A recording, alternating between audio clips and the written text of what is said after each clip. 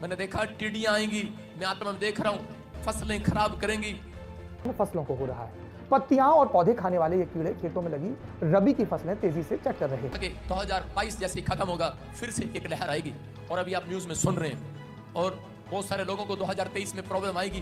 खतरा कोरोना के नए वेरिएंट BF.7 से पैदा हुआ है।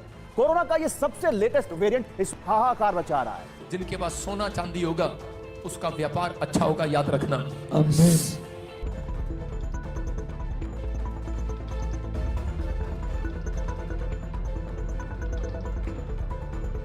कि 2023 के अंदर दो बड़ी शक्तियां, दो बड़े देश एक हो जाएंगे।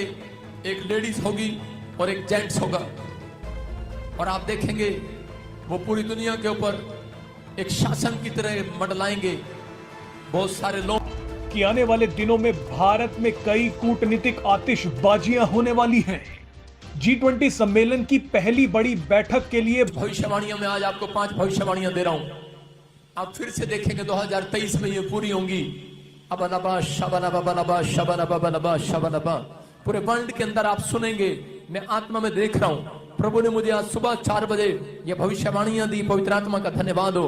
और प्रभु ने दिखाया कि 2023 के अंदर दो बड़ी शक्तियां, दो बड़े देश एक हो जाएंगे।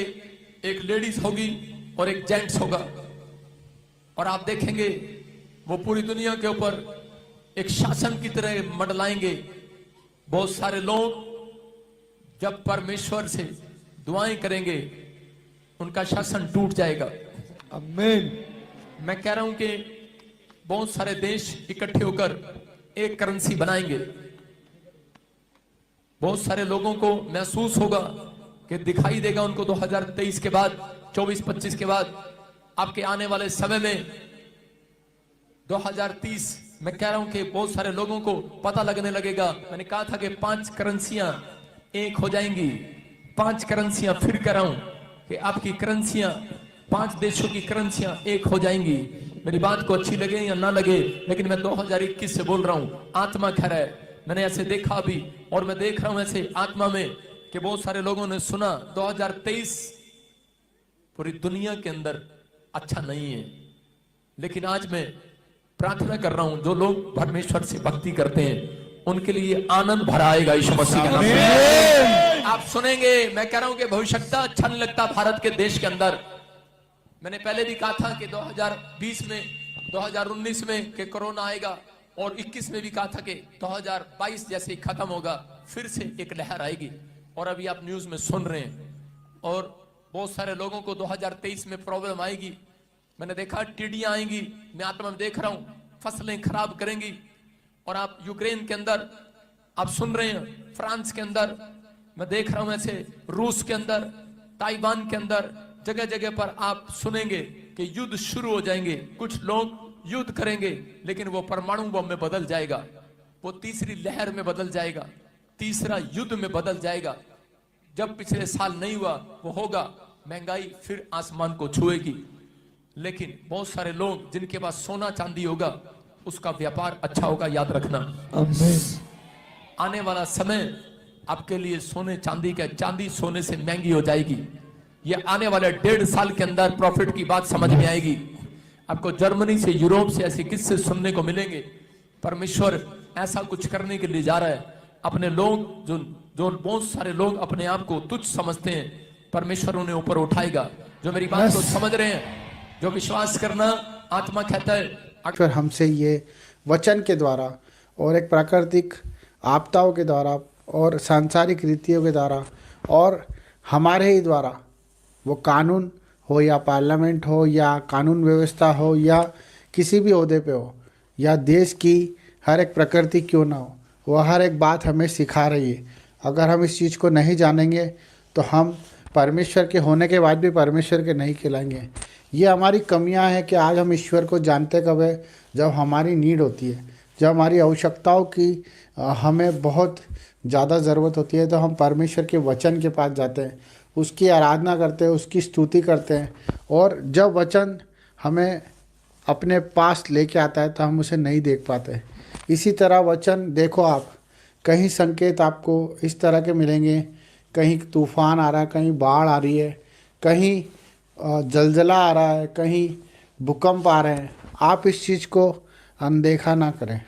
आप इस चीज़ को अनदेखा ना करें। ये एक ऐसा विषय है जो हमें अवेयरनेस की तरफ लेके आता है, वो हमारे परिवार के लिए, क्योंकि प्रभु ने अपने इकलौते पुत्र से प्रेम किया, उसी प्रकार हम भी हमारे पुत्र और पुत्री और हमारे माँ बाप से प्रेम करते हैं। क्यों करते हैं? क्योंकि वो रीति उसने सिखाई है और हम उसके लिए कुछ भी करने को तैयार हो जाते हैं। उसी प्रकार परमेश्वर भी अपने एक पुत्र के वादे के लिए सब कुछ कर सकता है। आप जान के अनजान ना बने, आप अनदेखा करते हैं मेरे भाई बहनों। कोई आपसे मांगता है तो आप नहीं देते हो, कोई आपको पुकारता है तो आप नहीं जाते हो। आप क्यों ऐसा जीवन जी रहे हो? जबकि परमेश्वर के सिग्नल यही है कि जो परेशानियाँ आती है उसके पीछे परमेश्वर खड़े होते हैं। पर जो परेशानियों को देख के परमेश्वर को भूल जाता है, परमेश्वर भी उसे भूल जाता है। मेरे भाई बहनों, आज हम बहुत से भाई उन दुख उठा रहे हैं जो शरीर की पीड़ाओं में, पारिवारिक पीड़ाओं में, कर्जों में हैं, जो आज एहसान तले दबे हुए हैं, जो बोझ तले दबे हुए हैं, जो आज हिम्मत नहीं जुटा पा रहे, जो आज अपने परिवार को नहीं चला पा रहे।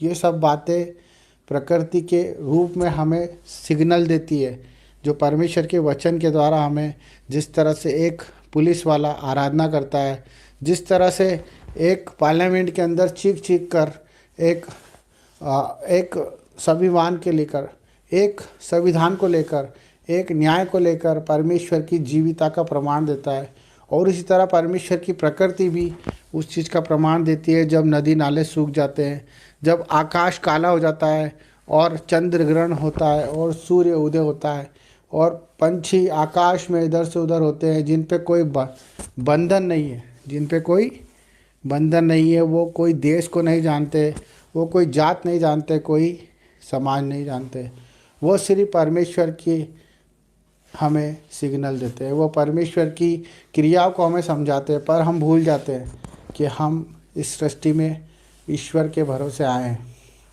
हम परमेश्वर के रूप में, उसके समानता के तरह हम इस सृष्टि में आए हैं।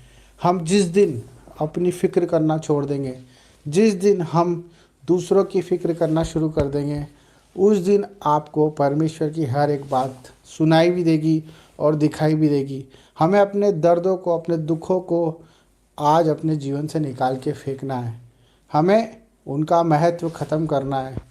जो हमें लगता है कि हमारे बिना नहीं हो सकता, वो चीज़ों को हमें छोड़ना है। मेरे भाई बहनों, हमें हर एक जिम्मेदारी को प्रभु को सौंपना है। हमें हर एक बात को प्रभु के हाथों में सौंपना है, चाहे वो कितनी भी बड़ी बीमारी क्यों ना हो, हमें परमेश्वर के हाथ में ही सौंपना है। चाहे वो कितना ही बड़ा संघर्ष क्यों ना हो, क्योंकि जब आयुब को आप देखते हो बाइबल में कि वो परमेश्वर को कहता था कि अगर परमेश्वर चाहे तो मुझे मार भी दे तो मैं उस पर भरोसा करना नहीं छोड़ूंगा। हमारा भरोसा परमेश्वर पर होना चाहिए, क्योंकि न्याय का दिन निकट है। आपके न्याय का दिन निकट है, क्योंकि आपने जो करा है उसे आपको प्रभु के सामने रखना पड़ेगा।